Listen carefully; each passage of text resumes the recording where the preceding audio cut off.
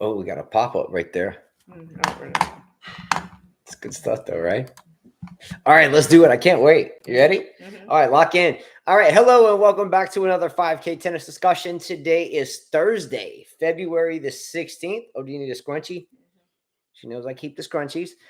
And by the way, happy belated Valentine's Day, right? So Valentine's Day was 2 days ago, and I think sometimes we forget about the need to have love in the world, right? Isn't it important to have some love? I feel that way. Yeah, but I don't think you have to have it on Valentine's Day.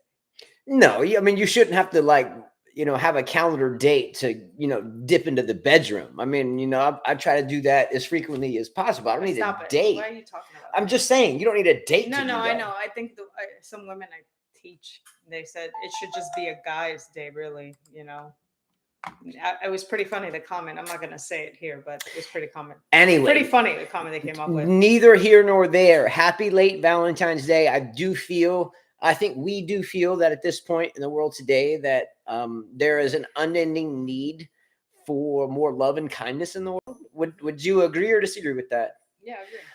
Um, I know a lot of people here recently have identified with the fact that World War III has begun, and I'm not trying to get into geopolitics. I do find it interesting.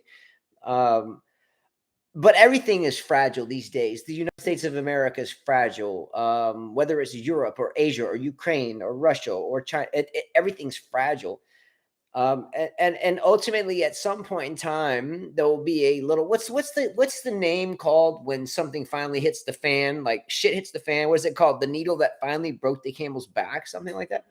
So I think there's a point in time, correct me if I'm wrong, where everyone is just they're weary, they're tired, and then all of a sudden, this one little thing, finally piles on your back, and all of a sudden you just flip out, and holy shit, we can't correct the problems that we just made.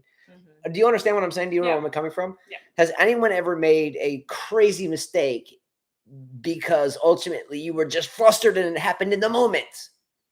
I know I have. Quite a few. Have you? You're more level headed than me, is what you're saying?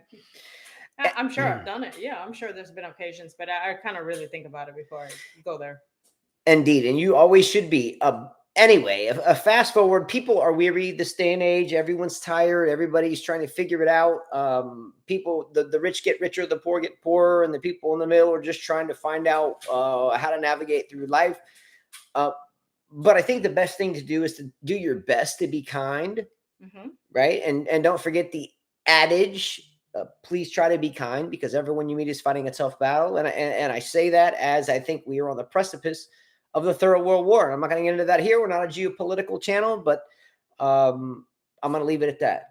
Be kind because shit is hitting the fan. All right.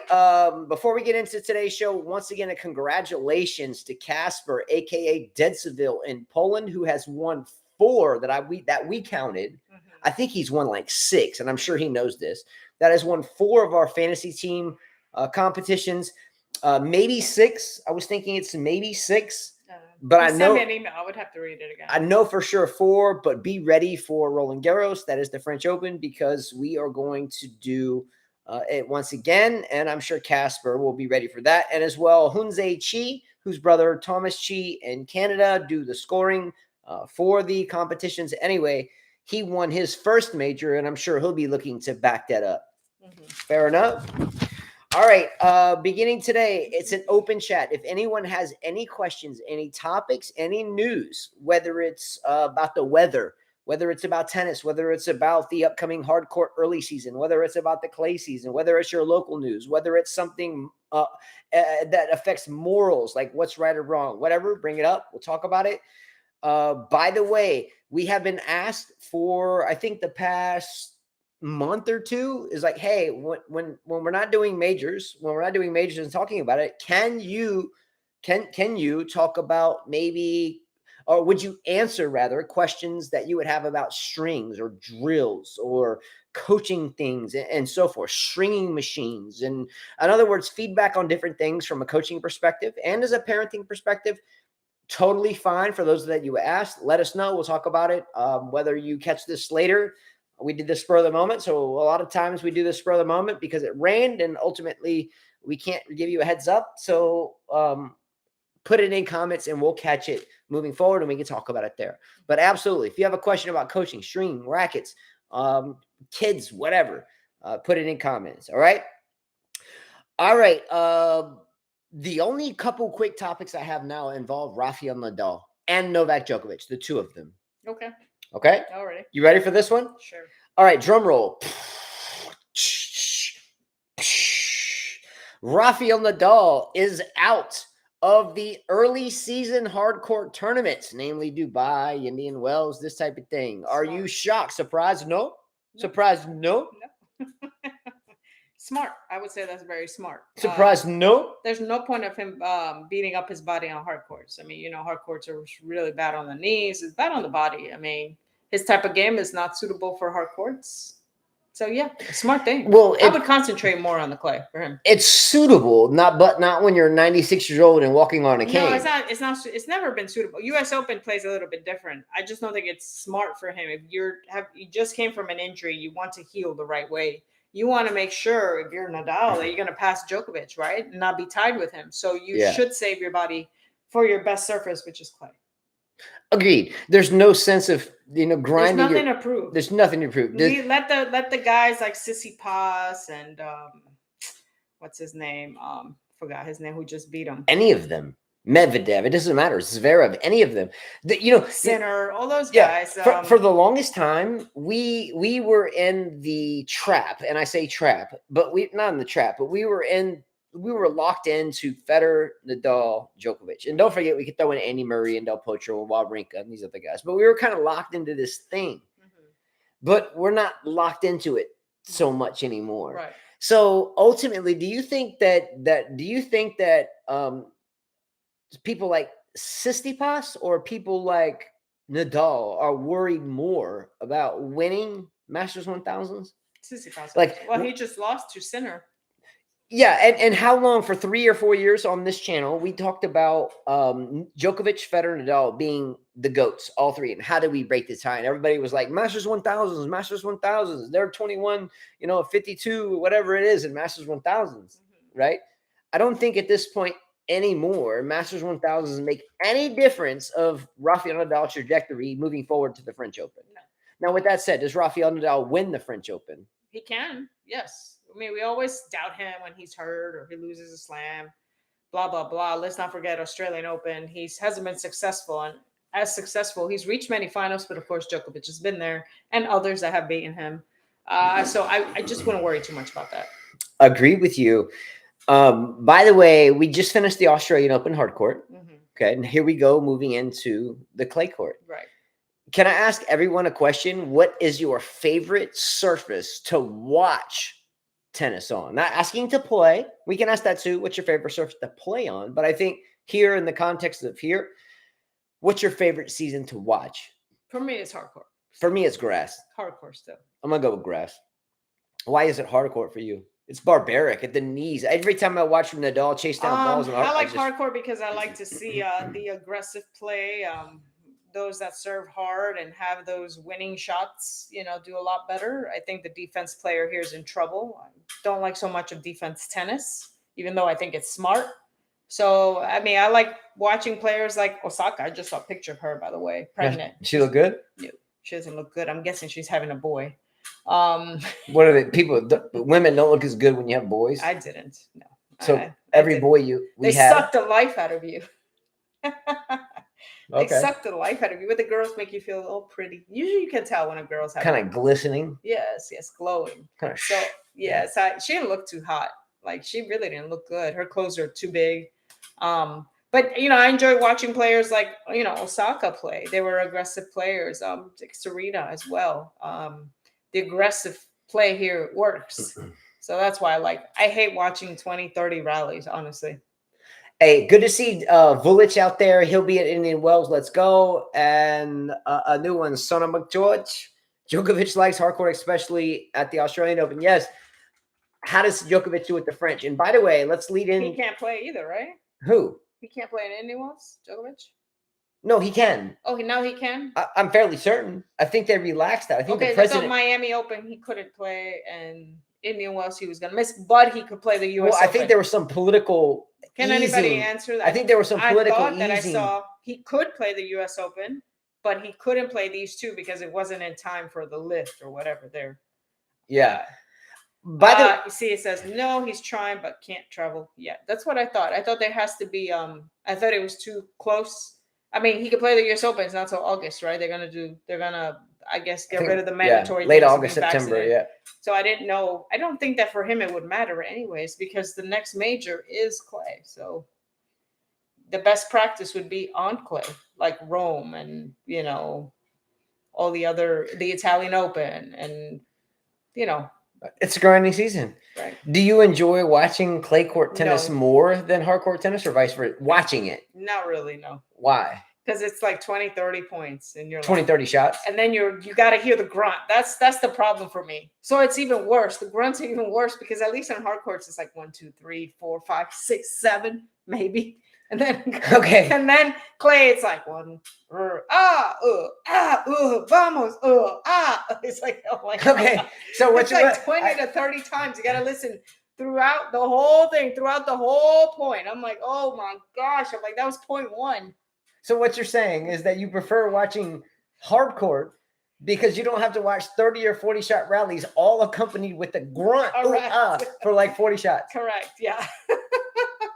It's like the Spaniards are like, vamos, and vamos after a point that took 10 minutes. Freaking drop shot. Like, Vamos! geez. I just noticed I got sunburned. I've been playing a lot of tennis, but I'm serious. I mean, can you imagine a whole game? You have to listen through that. And it's guys are playing 2 out of 3 out of 5 on the French. 2 out of, you're like, holy Jesus. You're like, save me. Yeah.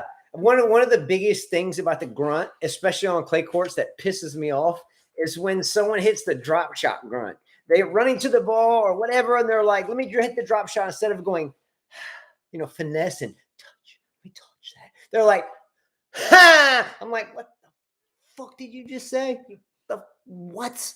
It's huh? like, You just run it on drop shot. I advise all of those that are watching clay, just put on your headphones, your little pods or whatever in your ears, and just watch the match that way. Okay, so can I ask you an honest question? Yeah. And ask you an honest question. Every year, as that I can go back in my mindset to remember, right? Which has been a lot of years. Mm-hmm. I always remember that whether it's the Australian Open, which again wasn't a major force in the major competition until like the 80s, like. Mm-hmm. Until like the late 80s, Australian Open wasn't a big deal, but it was always the French Open, which I think that I guess he changed that. Yeah. So okay, fast forward. If we okay, so let me put it this way. I was going to put it in a different way.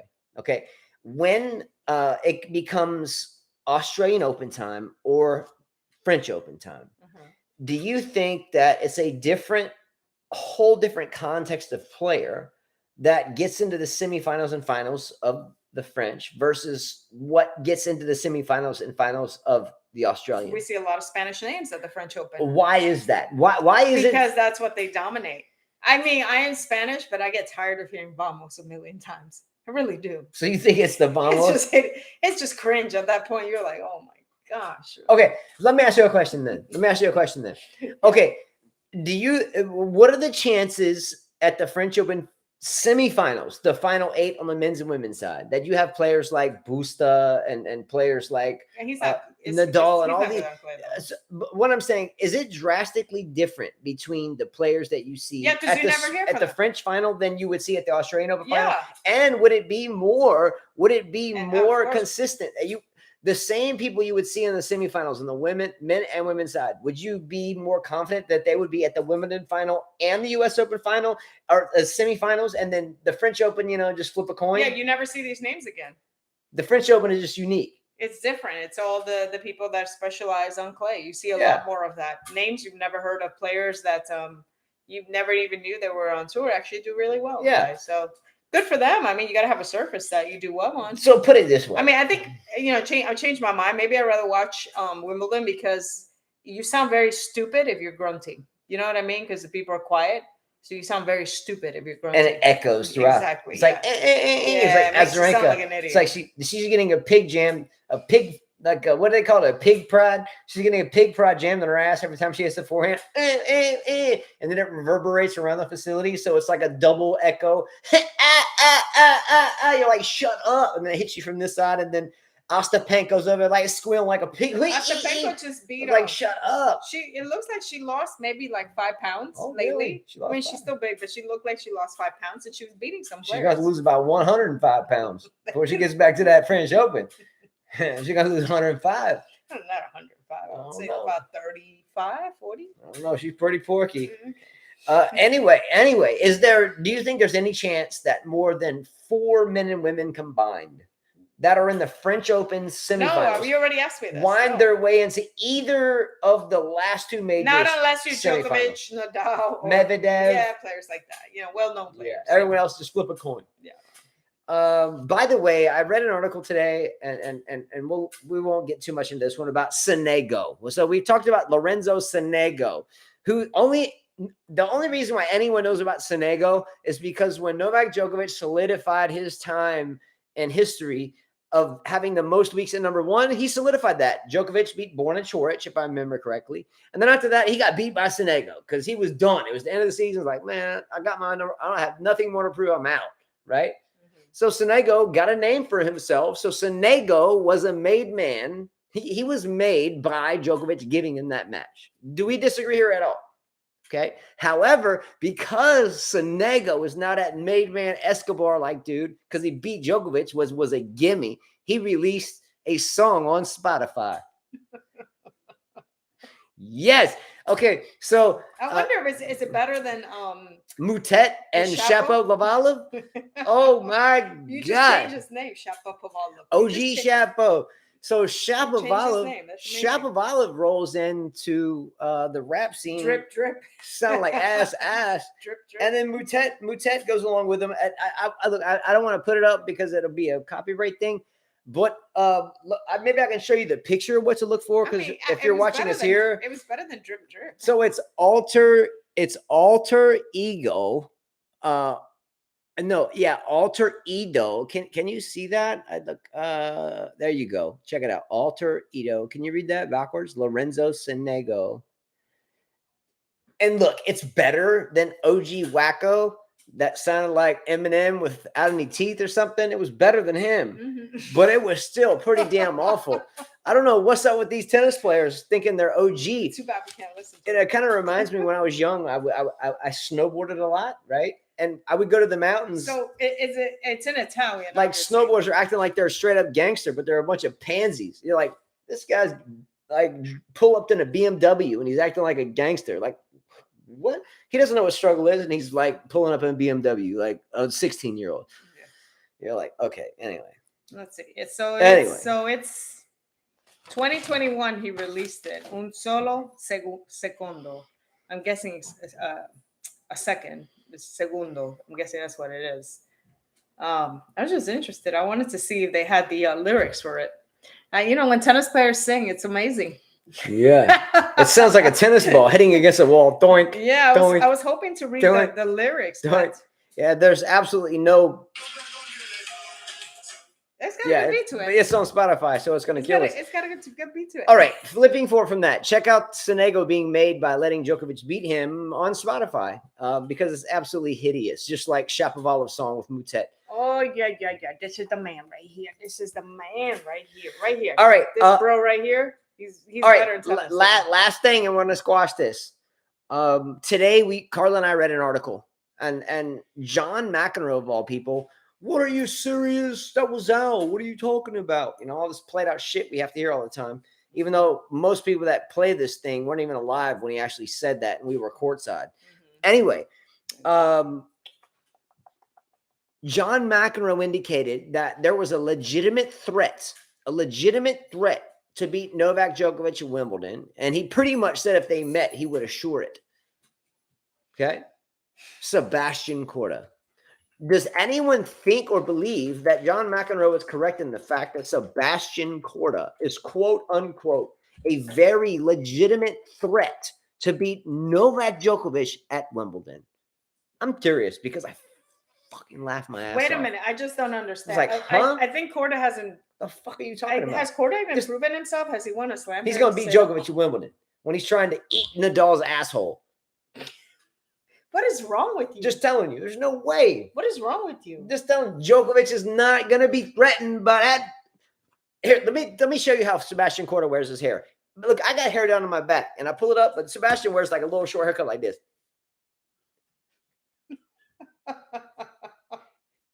He's on a roll. This is Sebastian Korda. Ooh, shut up, man. Oh man. He needs the ball shoved in his mouth.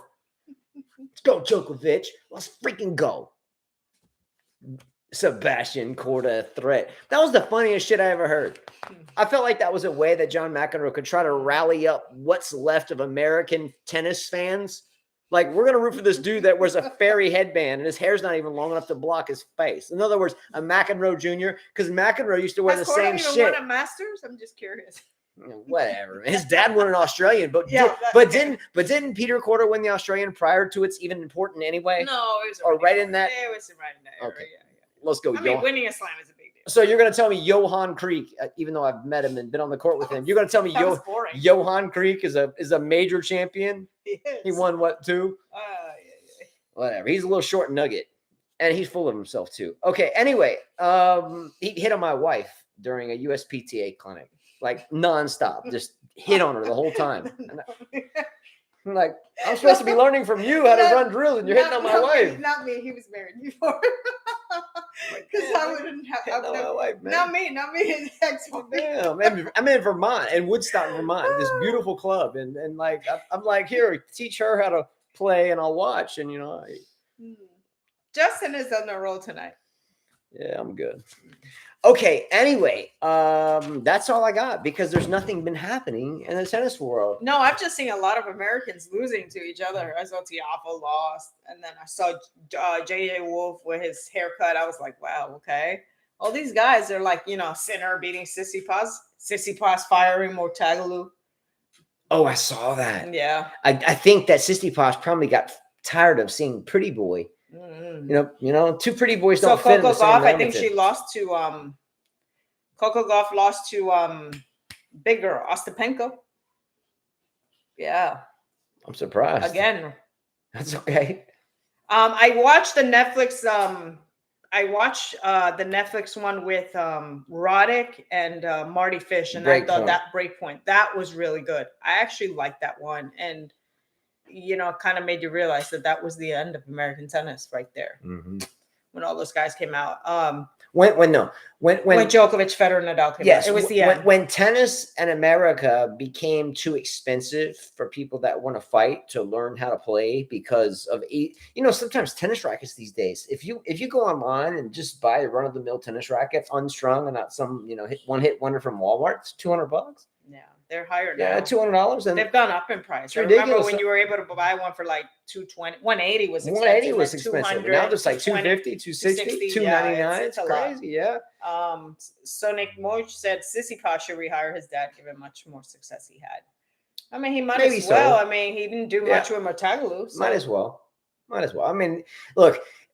The problem with coaching your own kid is that the kid tends to rebel against you sometimes way more than he would rebel against someone that wasn't your dad, right? So, like for instance, our 7-year-old Carl will be like, "Come here, let me comb your hair because it looks like a wreck or it looks like a mess," and he's like, "No, I don't want you to comb my hair. I don't want to go to school." But if it were me, I'd be like, get pissed. But what I'm saying is, some kids. Rebel against parents because they think they can. And I think if you look at players like Donald Young, needless I say Serena and Venus, they're exceptions to the rule. But because Daddy would have whooped their ass. Yeah, Daddy would have kicked that ass. It's kids that are raised with silver spoons, and it's kids that have never had checks and balances. And the reason why no matter Carla's not a huge fan of Novak Djokovic's game, but she's a huge fan of his manhood. Yeah, I was telling, we were driving over the bridge. It's manhood. Bridge, and I said, he's a fighter. I said, Justin, because we teach a lot of people, and I said, Justin, and I brought up Djokovic. I said, He may not be my favorite player or my cup of But tea. he's a man. I said, but one thing that Djokovic, I said, Yeah. has is that He's he knows how to man. fight He can fight. because he's been through the struggles. And I said, Yeah. and that's what we're missing here. I said, Yeah. in the United States, we're Is missing the fight. We're missing kids with that fight. Everything's given to them. And there's no reason to fight anymore. You know, Yeah, why would exactly. they fight if they were given everything? And I feel that's where the Europeans are kicking our booties. Yeah, and I look, I was going to delve off into a whole other area of warfare and stuff, but I won't because I'll piss somebody off. But Djokovic is a fighter. He's a fighter, and you know, I have to agree with that. I mean, too bad that we don't see that here in the United States. But we should. We don't see it. But we don't. Sad. Look, if every United States citizen, no matter if every United States citizen was the same amount of fighter as Djokovic was, the world would be a better place. Well, not just Djokovic. It would be a much better place. Example of many players that have had to struggle on the tour. Who right now has a struggle like that man? There's others from his country. Name one. Oh, his country, yes. Yeah, and I'm sure outside of Serbia. I'm sure there's people like that. Moldova. There's that player from. There's many players. Yes, but the people like in terms of Azarenka had to struggle. She came from no money. But what about U.S. players? Is what I'm saying. That's what I'm saying. That's why we don't have it. It's not even debatable. That's why it's we not don't. even The last girls that struggle. They retired. Yeah, it's like measuring apples to oranges. It just. Well, that's what I'm telling you. Maybe Tiafoe, but he just doesn't have the natural God-given talent that some other people have. And Tiafoe does have a really good, heartwarming story. But you're right. There comes a point in time where you have to have that. He doesn't. You have to have more than a jerky forehand. He doesn't have it. So, that's it. But yeah. I agree totally. Anyway, guys, have a good one. We'll see you soon. Don't forget. We're gonna be off Sunday, Monday, so I'm sure we'll do another. Yeah, we'll do another one. If you guys want us to do another show, come up with some topics. Yeah, come up with topics. Put any comments. Whatever it is, let us know. But it will be every day when the French Open comes. But you guys know if you keep up with the community, and we're all the time teaching and stringing rackets, so. Can you tell about my skin?